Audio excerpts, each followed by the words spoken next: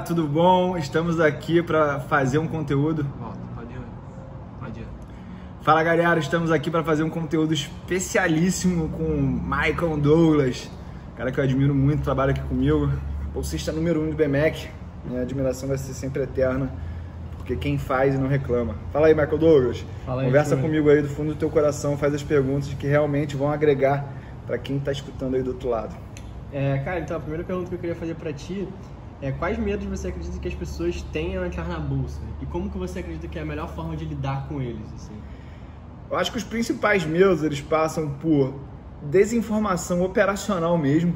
A pessoa não tem noção como é que faz para abrir a conta, botar o dinheiro, se é ele que compra, se é no nome dele. Eu acabei entendendo isso depois de mais de 15 anos investindo na bolsa, porque fui tentar aprender como é que é essa história de investir em criptomoedas e eu me senti um peixe fora d'água. E aí eu entendi, caraca, será que as pessoas que estão começando a investir na bolsa também têm o mesmo nível de desinformação, o mesmo medo?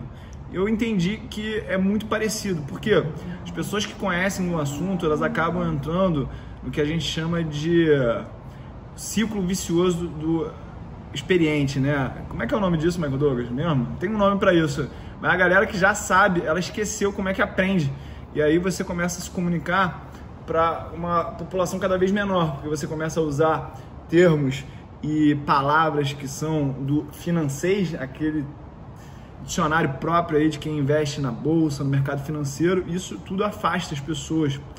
Depois, eu acho que o grande medo, a grande desinformação das pessoas passa por saber o que fazer, né? Porque são tantas estratégias que a gente lida no mercado financeiro que algumas pessoas ficam meio perdidas se o day trade é bom, se o negócio do buy and hold é melhor. Quando a gente fala que dá para ganhar dinheiro com a queda da bolsa, aí que as pessoas vão à loucura mesmo, porque elas não conseguem compreender essa história de eu ganhar vendendo um ativo que eu não tenho. Esse tipo de operacional, de estratégia, ele acaba afastando as pessoas. Por isso que eu foco muito para todo mundo começar pelo arroz com feijão. O que seria o arroz com feijão, Michael?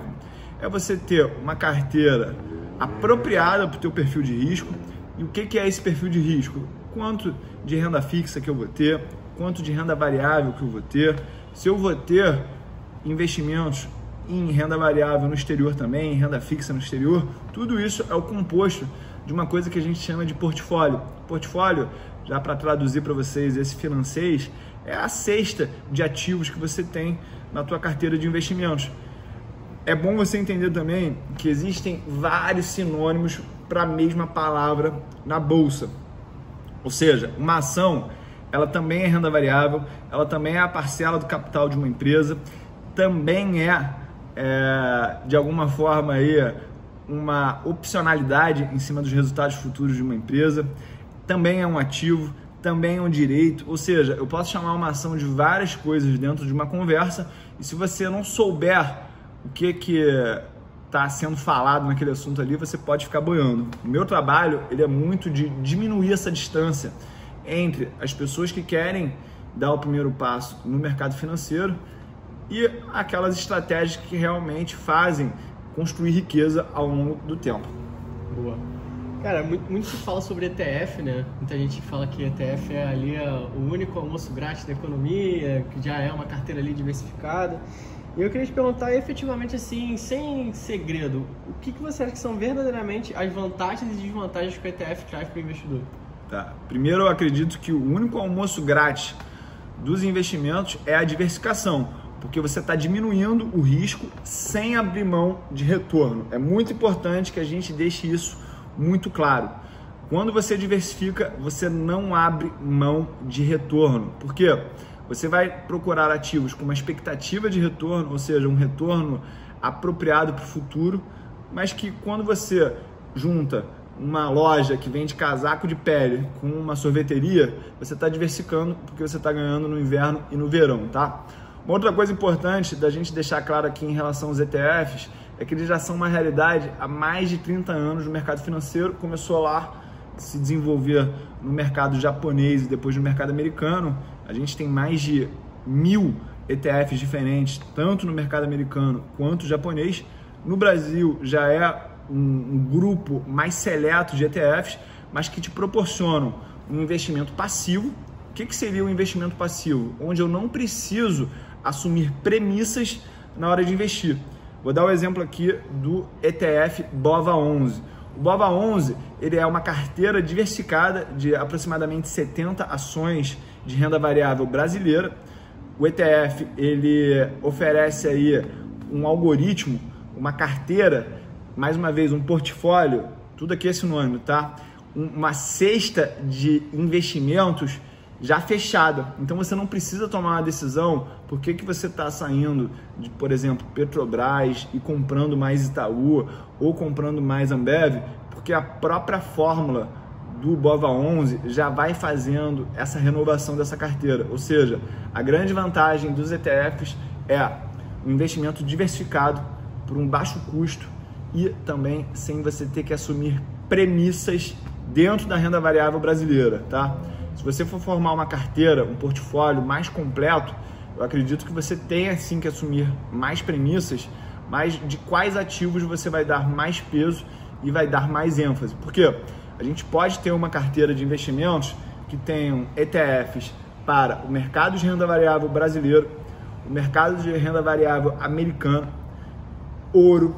A gente pode fazer uma carteira que também contemple investimentos só em ativos imobiliários nos Estados Unidos. A gente está falando de ETFs que investem em REITs. O que são os REITs? São os Real Estate Investment Trusts. Esses ativos eles são primos aí, mais ricos dos fundos imobiliários brasileiros. Ou seja, a gente pode se expor às classes, mas a gente tem que delimitar qual é o peso que a gente vai dar para cada classe de ativo, beleza? Isso aí eu acho que você não pode abrir mão. Mas depois do resto, se você vai comprar mais da ação A ou da ação B, e vamos dar nomes aos bois aqui para você entender melhor, se você vai ter mais exposição ao Itaú, ao Bradesco, à Vale, à Ambev, à Petrobras, é a própria fórmula dentro do BOVA11 que replica o Ibovespa que vai determinar isso, beleza? Isso aí parece que é uma coisa ruim, mas eu tenho como uma coisa boa, uma vez que se a gente pegar... Vamos dar aqui o exemplo da viúva.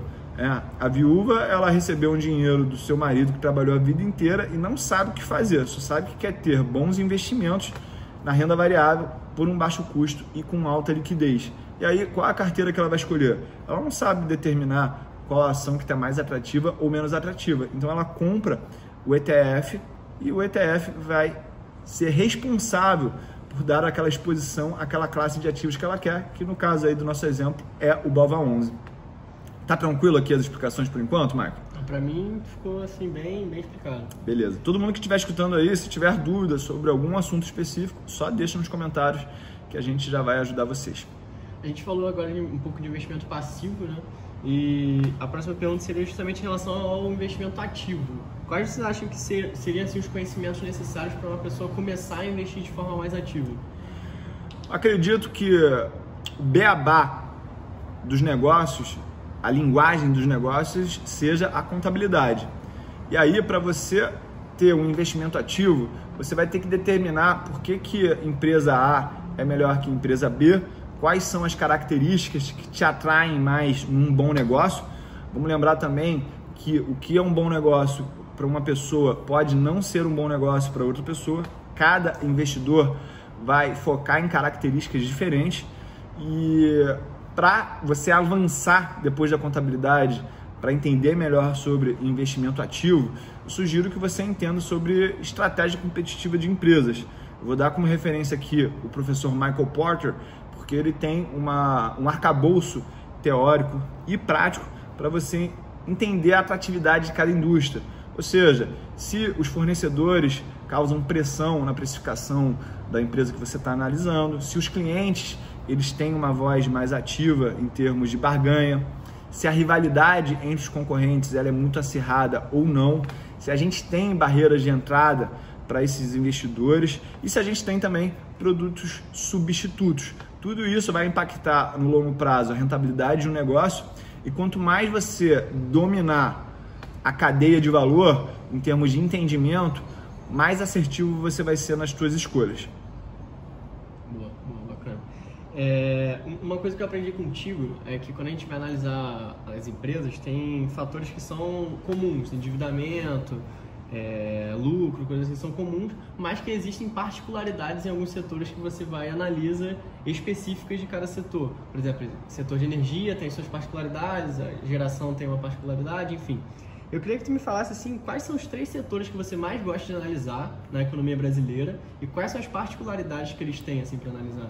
Perfeito, boa pergunta, eu gostei muito dessa pergunta. Acho que o meu setor predileto, ele acaba sendo o setor de comércio varejista, pela simplicidade das empresas. A gente consegue entender melhor um comércio porque a gente é consumidor, ou seja, a gente entende a dinâmica do que é comprar por 1 e vender por 2 e pagar aí talvez as despesas para deixar a tua loja aberta, o teu restaurante aberto. Então, pela facilidade, eu falaria aí o comércio varejista. Depois, eu gosto muito de analisar os bancos, porque os bancos eles são uma parte essencial do nosso sistema produtivo. Na verdade, não é do nosso sistema produtivo, não. Ele é essencial para o sistema produtivo, porque ele pega dinheiro dos poupadores, empresta, canaliza isso para os tomadores. Por isso que a gente vê aí a atividade bancária estando presente há mais de 5 séculos, e muito mais na verdade, né? Mas a partir da família Médici a gente viu aí uma grande evolução desses tomadores e emprestadores de dinheiro, e a gente vê a resiliência desse setor no Brasil. A gente vive aqui um oligopólio privado e público, isso com Caixa Econômica, Banco do Brasil, Santander, Bradesco e Itaú. Eu já tive vários problemas como consumidor de banco e a gente vê que a gente não tem alternativa, a gente não tem para onde correr. A gente até tem visto aí nos últimos anos a emergência de alguns bancos digitais, só que eu acredito que eles vão ficar nichados, não vão ter aí uma grande representatividade ao longo do tempo, eles vão ser parte essencial da distribuição desses grandes bancos, mas por si só, eu acredito que no atual momento eles não são uma alternativa muito sólida, tá? A gente até vê isso pela volatilidade dos ativos de bancos digitais que a gente tem aqui na Bolsa do Brasil. E o terceiro setor, eu botaria aí também o setor de transmissão de energia. A gente pode entender eles como se fossem os fundos imobiliários do setor elétrico, uma vez que as empresas de transmissão elas são pagas para disponibilizar a infraestrutura. Se está passando muita ou pouca energia lá, isso aí já é problema da distribuidora e da geradora. A transmissão ela está ali somente para transmitir. Isso dá uma resiliência mais forte. A gente consegue identificar através de algumas estatísticas de indicadores aí que a gente tem no estojo, na nossa caixa de ferramenta, as empresas mais defensivas. Eu adoro investir em empresas conservadoras e defensivas, Michael. E dentro dessa questão dos setores, voltando, por exemplo, no varejo, como que eu escolho entre Magazine Luiza ou Via Varejo? No setor bancário, por exemplo, como que eu posso escolher entre Bradesco ou Santander ou Banco do Brasil? Como é que eu faço essa escolha da forma mais racional possível? A gente tem que diferenciar, porque as instituições financeiras a gente avalia de uma maneira diferente das empresas industriais e comerciais. Acredito que dentro das empresas de comércio varejista a gente tem que olhar para muitos quesitos, tá? Mas eu vou trazer aqui os 4 principais, porque eu acho que já vai ser de grande utilidade para você que está aí do outro lado aprendendo comigo. Primeiro, a gente tem que olhar o retorno sobre o patrimônio líquido, porque essencialmente é o quanto o sócio botou de dinheiro naquela empresa e quanto que ele está tendo de rentabilidade. Para você que não sabe calcular o retorno sobre o patrimônio líquido, eu já deixo aqui já a fórmula, é o lucro líquido sobre o patrimônio líquido, muito fácil essa. O segundo ponto que eu gostaria que vocês prestassem atenção nas empresas de comércio varejista é justamente o endividamento líquido. Por quê?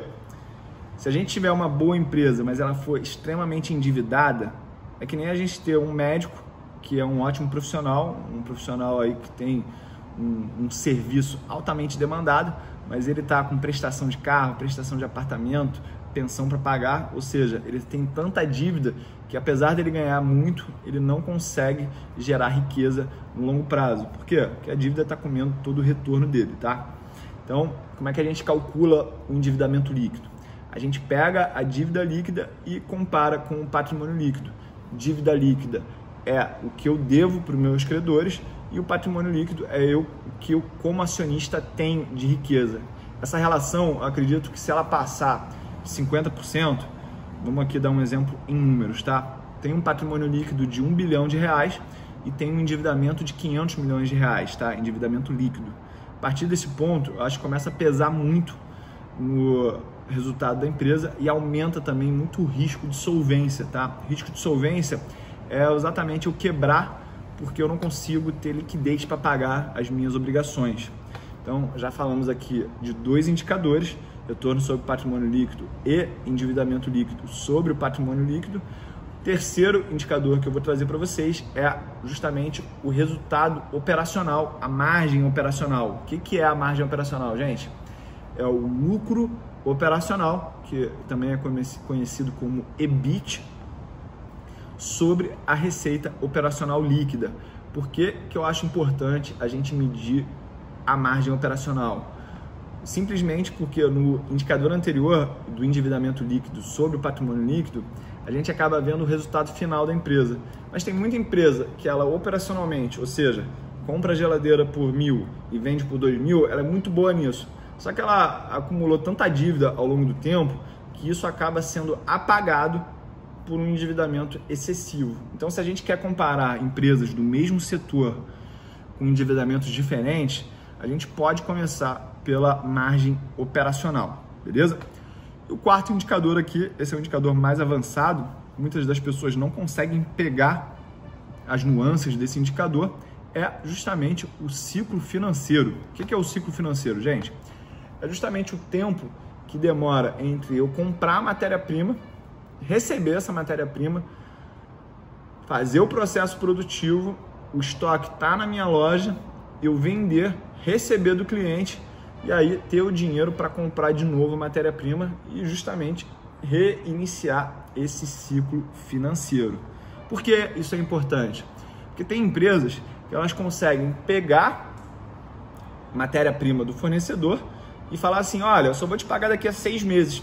Ela corre com esse processo produtivo, faz isso no tempo mais rápido possível, bota na loja, vende à vista e aí ela recebe o dinheiro sem mesmo ter pago para o fornecedor. Ou seja, eu estou recebendo crédito do mercado operacional dos meus fornecedores para seguir a minha estratégia operacional na empresa. Vamos trazer isso para um exemplo prático? Vamos dizer que eu sou a Via Varejo, usar o exemplo aí que o Maicon falou, vou comprar lá geladeira da Brastemp. Comprei lá 1.000 geladeiras a R$1.000 na Brastemp, que é a companhia Whirlpool, até tem ações na bolsa. E aí vou pagar esse 1 milhão daqui a 6 meses. Mas a Whirlpool, a Brastemp, entrega amanhã essas geladeiras e eu vendo tudo no meu site, vendo tudo à vista.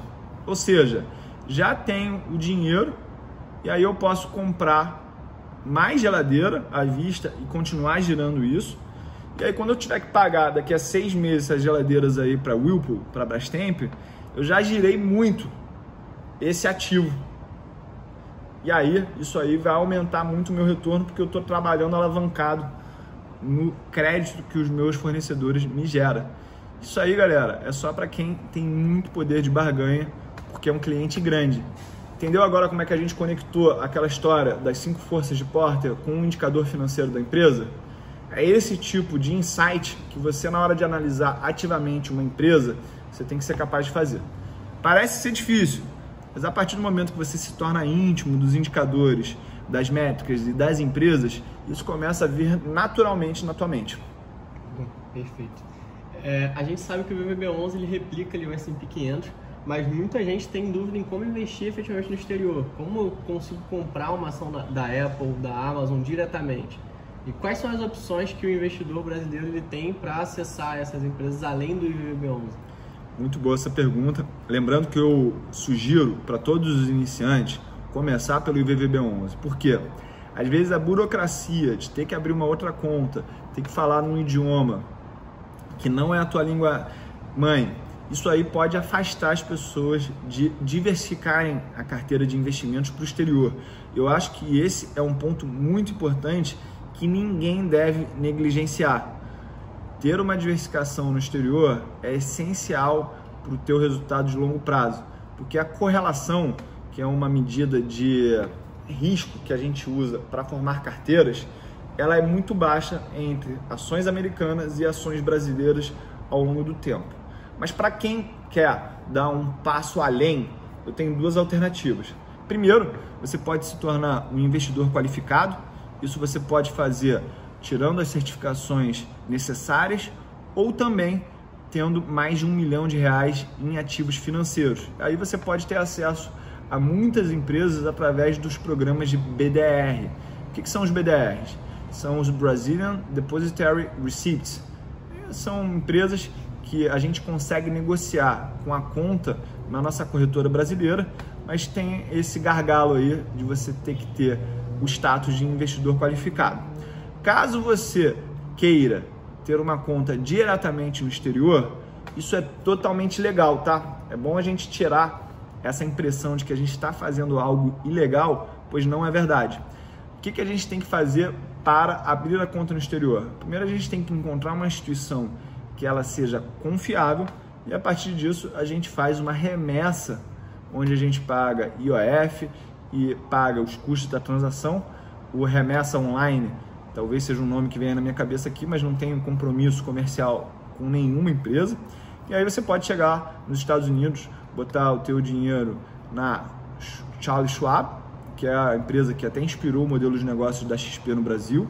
Você pode ir para a Avenue, você pode ir para Robinhood, você pode ter várias alternativas. O que não falta são alternativas no mercado americano, mas eu sugiro que você comece pela Schwab, porque os Estados Unidos ele tem um detalhezinho que é o seguinte: se aquela instituição financeira for à falência, ela leva junto os teus ativos, ou seja, você deve procurar uma instituição muito sólida lá fora, tá? No Brasil a gente não corre esse risco, porque as nossas ações elas estão custodiadas na Câmara Brasileira de Liquidação e Custódia, que é uma instituição governamental, ou seja, a gente tem muito mais segurança nisso. Lá nos Estados Unidos, só para não te deixar aqui muito apavorado, eles têm um seguro até $500 mil, tá? Tomara que você tenha mais recursos do que isso para não estar incluso nessa segurança, que seria tipo um fundo garantidor de crédito americano, mas é $500 mil. Para quem tem mais que isso, tem que abrir o olho, tá? Beleza? Assustador esse ponto aí, no real não sabia. Pouca gente sabe disso. Complexo. Essa crise ela trouxe uma popularização gigante para a questão de hedge. Todo mundo fala de hedge de carteira, vamos fazer hedge. E aí eu queria te perguntar se você acredita que isso funciona e se é bom no longo prazo. Como é que são as estratégias que você usa e se você usa? Muito boa essa pergunta, porque eu vou descer a lenha, tá? Eu não acredito que você comprar put, que é o seguro de carteira. O que é a put? Vamos já aqui desvendar esse mistério. A put é uma opção que ela te dá o direito, sem a obrigação de vender um ativo para um determinado investidor, a tua contraparte, aquela pessoa que, quando você comprou, ela vendeu, ela assumiu a obrigação de comprar aquele ativo por um determinado preço, que foi o strike lá da tua opção, tá? Muitas pessoas estão achando que esse é o melhor negócio do mundo, que isso vai te proteger para sempre. Eu tenho uma má notícia para você. Primeiro, para a gente ter um evento como esse do Corona Crash, equivalente, a gente tem que voltar 12 anos atrás, lá na crise do subprime americano. E nem sempre essa queda ela vem com a intensidade que veio no Corona Crash. Ou seja, lá a crise de 2008 do subprime, ela se arrastou meio que entre agosto de 2008 até março de 2009. Ou seja, será que você teria o timing certinho para comprar esse seguro e usufruir dele da melhor maneira possível? Isso aí tem que ser inserido a tua habilidade como trader, tá? A tua habilidade como especulador. Muitas pessoas acham que para você dar essa grande tacada de aumentar muito o teu patrimônio em apenas um mês, que você tem que acertar na mosca. Na prática não acontece isso, gente. Vamos dizer, o investidor que ele começou a fazer isso lá em 2010, ele ficou 10 anos, 120 meses, botando o dinheiro dele todo mês e não recuperando esse prêmio. Ou seja, no longo prazo é muito caro você comprar o seguro de carteira. Tá bom, Tiúlio, mas eu quero me proteger porque eu morro de medo de ter os meus investimentos e ver eles virando pó, ou eles perdendo muito do valor nominal das cotações num período curto de tempo. A maneira mais barata de você proteger a tua carteira é justamente com a diversificação e você botando mais renda fixa do que normalmente você coloca, beleza? Não começa com essa ilusão. Quais são os 2 pontos que eu critico as pessoas que defendem cegamente o seguro de carteira? Primeiro, o tempo que isso acaba acontecendo é uma infrequência muito grande. E segundo, é a tua capacidade emocional de perder dinheiro todo mês e ficar tranquilo e continuar disciplinado na estratégia. E vou dar aqui um terceiro ponto. A gente só está valorizando isso atualmente porque a gente viu um exemplo prático, recente. Isso é o viés de disponibilidade, é um viés emocional que acaba diminuindo o teu retorno, beleza? O que seria a alternativa para quem não pode abrir mão de se proteger?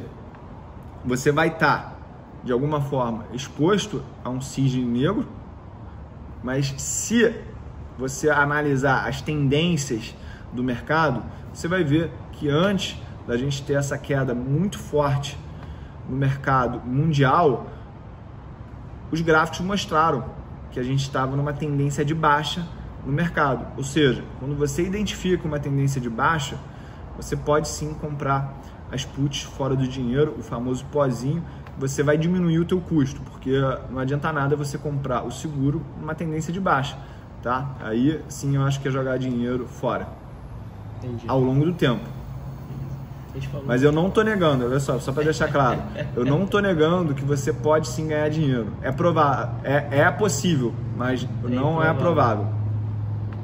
Tem que ser ali na hora, aconteceu. Exatamente, por isso que a gente vê tão poucos exemplos de pessoas bem-sucedidas. E quando a gente vai analisar o histórico dessas pessoas fazendo essa estratégia, a gente vê que elas diluíram esse grande lucro em vários meses de perda. Essa felicidade ali em vários momentos de tristeza. É o cara que ganhou na Sena e ele falou que ele tem uma fórmula secreta para tu ganhar na Sena. A real é essa. A gente acabou falando de opções, né? A gente acabou falando de put. E existem várias estratégias de opções. E eu queria te perguntar se você acredita que tem algumas que funcionam mais ou menos, ou tem certos momentos, enfim. Como você opera em opções? Se opera. O que as pessoas precisam entender, eu sou totalmente skin in the game em opções. Devo ter mais opções aí do que muitas das pessoas que são pseudo-professores de opções, tá? Mas como é que eu uso isso?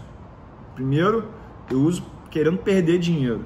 Essa aqui talvez seja a grande sacada que as pessoas não entendem no mercado de opções. Você deve comprar opções com o intuito de perder aquele dinheiro. Vou dar um exemplo aqui, tá? O seguro de vida, o seguro do automóvel, ele é uma opção, ele é uma put. E eu te pergunto agora, Michael Douglas, você tem um seguro de vida, você quer ganhar dinheiro com esse seguro? Não. Por quê? Eu quero morrer, eu quero manter minha vida. Ou seja, quando você ganha dinheiro com o teu seguro, significa que simplesmente você incorreu num sinistro pesado. Ou seja, a tua carteira caiu mesmo, a tua vida foi pro saco, o teu carro ele foi batido. Ou seja, a gente deve comprar a opção e torcer para não ganhar dinheiro com ela, porque significa que aquele cenário catastrófico que a gente estava imaginando não aconteceu.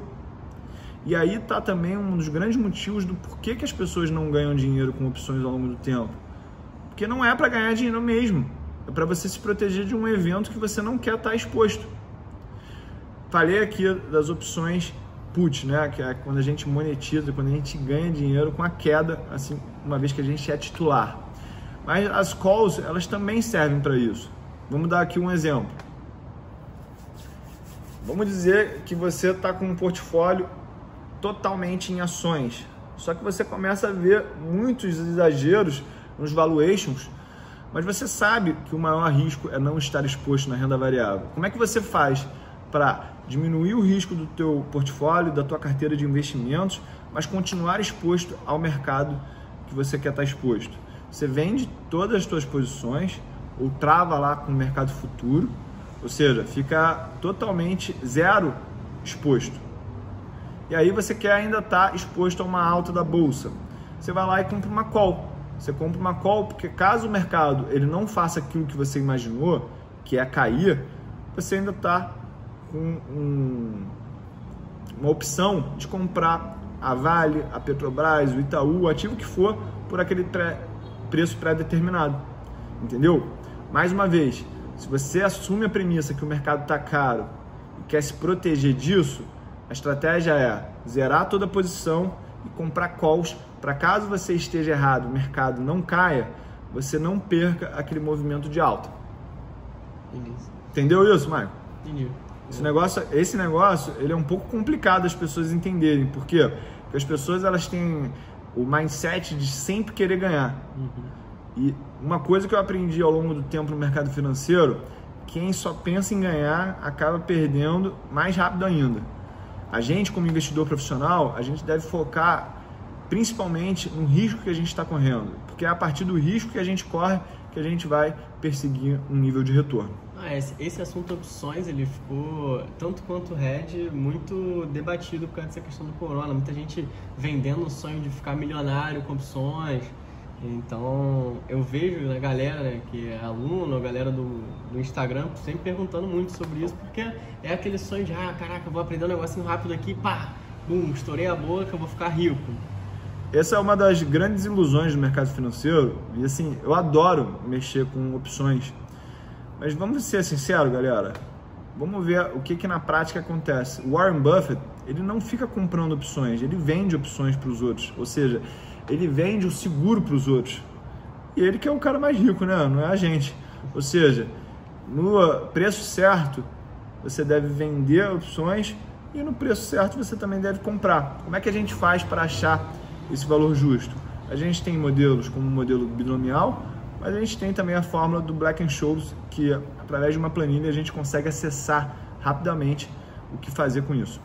Beleza. Entrando um pouco mais na questão técnica, análise técnica, saindo um pouco da fundamentalista, eu vou fazer uma única pergunta sobre, mas que muita gente tem dúvida, sobre stop loss. Uau! Né?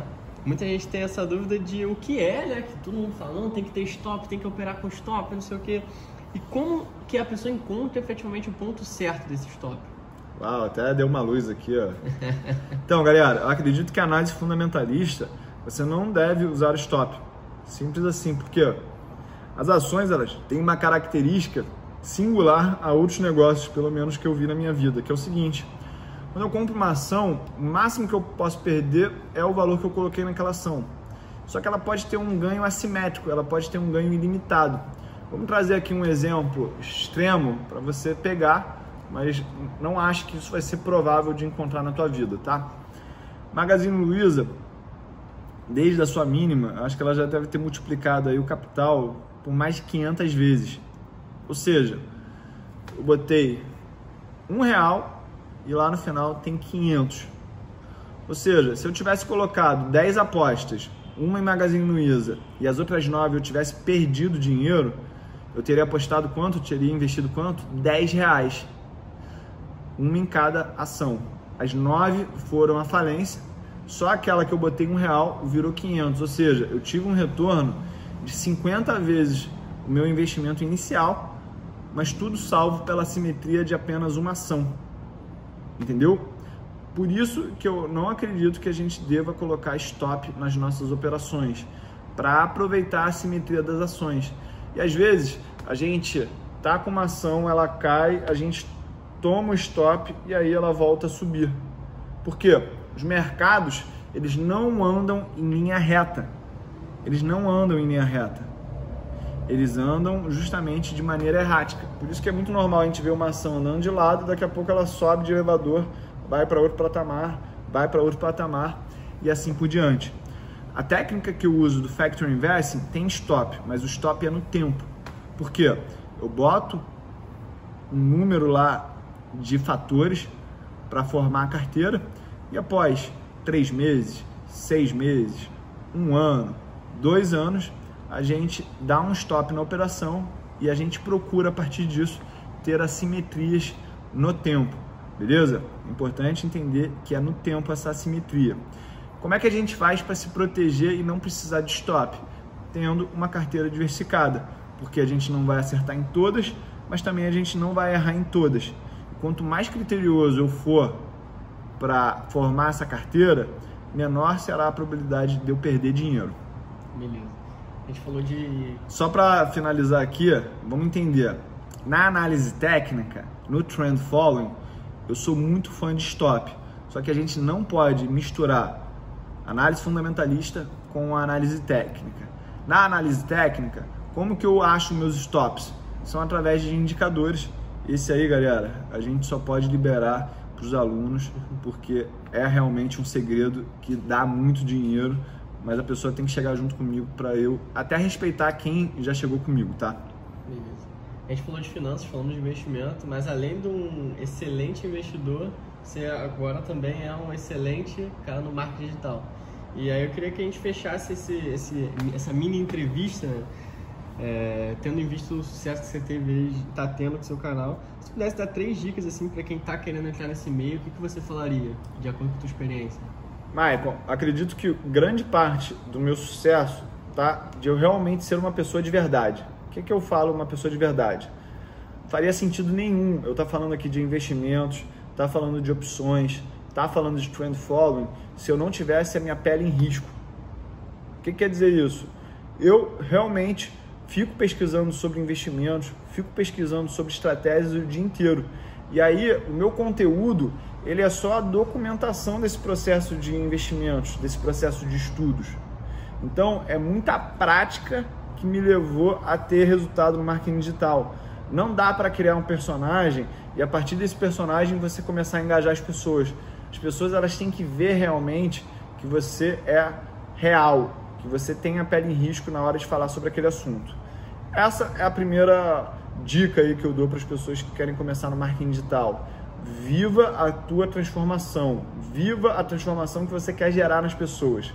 Segundo ponto é focar na gatilho da reciprocidade. Dentro desse segundo ponto, eu vou falar que o grande segredo do marketing digital não é você dominar as ferramentas de computador, de e-mail marketing, de edição de vídeo, de copy, é justamente você entender de pessoas, tá? Então, a partir do momento que você entende de pessoas, você entende que as pessoas, elas já são desconfiadas por natureza. Por que elas são desconfiadas por natureza? Porque se aparece um candango aqui falando que ele sabe como ganhar dinheiro sem sair de casa, as pessoas vão falar assim, que picareta, que 7-1. Então, a gente usa o gatilho da reciprocidade, a gente usa o gatilho da familiaridade para que primeiro você receba muito de graça antes. Muito, muito, muito, muito, muito. Eu vou dar mais que todo mundo. Eu dou mais que todo mundo. Não tem ninguém no ramo de finanças no Brasil que dê mais conteúdo grátis do que eu. Eu tenho muita segurança disso. Porque se eu soubesse alguém que dá mais, eu estaria dobrando os meus esforços para dar mais ainda, tá? E aí, o gatilho da familiaridade é o seguinte. A partir do momento que a pessoa me vê repetidas vezes, 8 vezes, 10 vezes, ela começa a pensar assim, ué, essa pessoa talvez não seja tão picareta assim não, talvez ele tenha até razão em algumas coisas que ele fala. É que nem aquele amigo que você tinha, que na primeira vez que você viu ele, você falou, cara, como é que essa pessoa é feia? É muito feia, como é que consegue até beijar na boca? Mas a questão é a seguinte, depois de 8, 10 vezes que você vê o rosto da pessoa, você para de olhar pro físico dela, você começa a olhar para a alma dela. E é isso que você quer gerar com as pessoas. As pessoas que me acompanham aqui no canal do Tio Uli, elas olham já para a minha alma, não olham mais para esse meu olho aqui um pouco caído, não olham tanto para esse meu papo aqui, que eu gostaria de tirar ele numa cirurgia plástica. Por quê? Porque as pessoas estão tão acostumadas a olhar para o meu rosto que elas estão olhando para a personalidade que eu tenho. E aí é importante que você crie esse momento de empatia. E aí eu até vou te explicar uma coisa que pouca gente percebe, né? Ao invés de ficar dando só conteúdo técnico, mostra um pouco da tua vida pessoal, mostra um pouco da tua família. As pessoas vão se questionar, mas isso não tem nada a ver com o assunto. Mas a pegada é a seguinte, quem é que é picareta, quem é que é um 71 que mostra foto com a família, mostra foto com os filhos, mostra foto com os pais, com os irmãos, com os amigos. Quem é picareta, quem é um 71, não tem amigo, não gosta de mostrar a mãe, o pai, o filho, os irmãos, porque tem gente atrás querendo matar. Ou seja, as pessoas elas têm medo de mostrar a intimidade porque elas realmente estão fazendo mal para os outros. As pessoas que estão fazendo o bem, estão realmente transbordando na vida dos outros, elas sentem orgulho de mostrar foto com a família, dando beijo no filho, mostrando essa intimidade.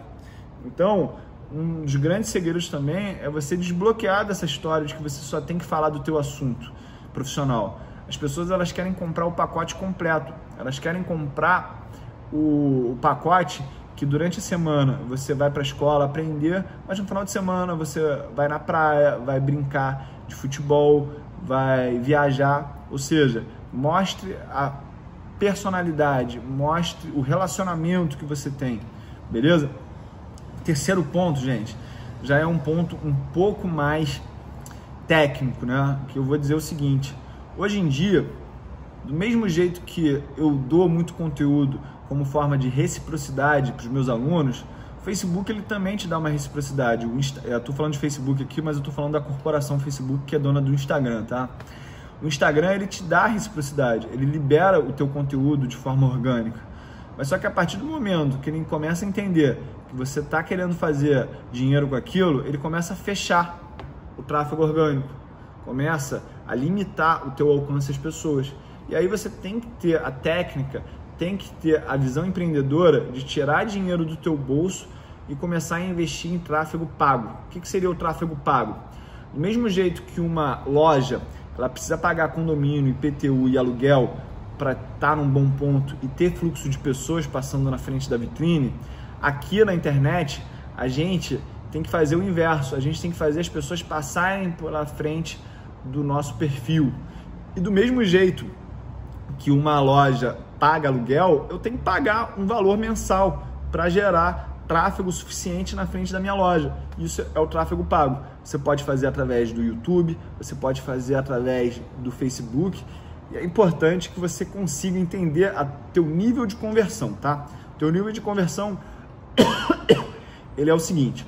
Vamos dizer que para você capturar um lead, o que é um lead dentro do mercado digital? Você pegar o nome de uma pessoa, o e-mail e o telefone dela.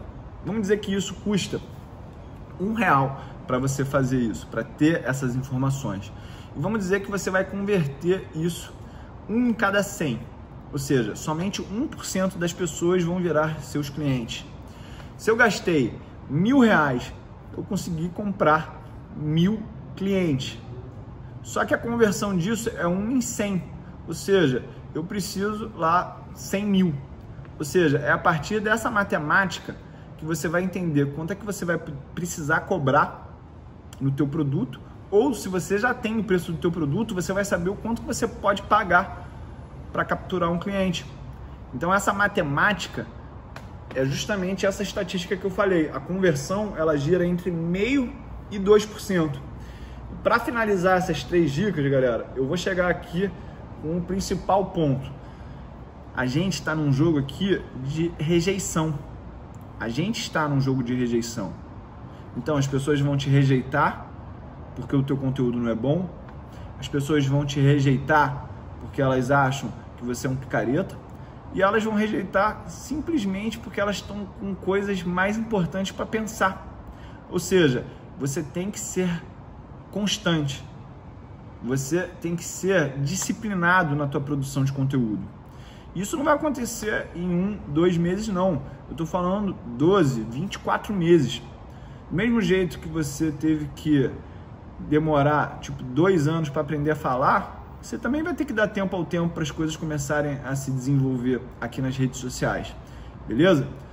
A gente primeiro é constante. Depois a gente vai focar na qualidade. E pensa só comigo, se você for constante durante tempo suficiente, você vai alcançar a qualidade por uma questão de repetição e aprimoramento da tua prática, beleza? Por isso que se eu tivesse que fechar aqui com uma palavra, é constância. Perfeito. Tem mais alguma pergunta, Michael Douglas? Pra mim tá fechado. Galera, gostei muito de fazer essa entrevista aqui com o Maicon. Acho que ela vai ser muito útil para todo mundo que quiser aprender sobre mercado financeiro e marketing digital. São duas grandes paixões da minha vida hoje em dia. E eu quero te chamar para dar um like, comentar e compartilhar esse conteúdo com alguém que vai aprender também com essa conversa que a gente teve aqui. Valeu, Maquinho. Obrigado. Tamo junto, galera. Como aqui o livro do Da Vinci mostra, só o começo.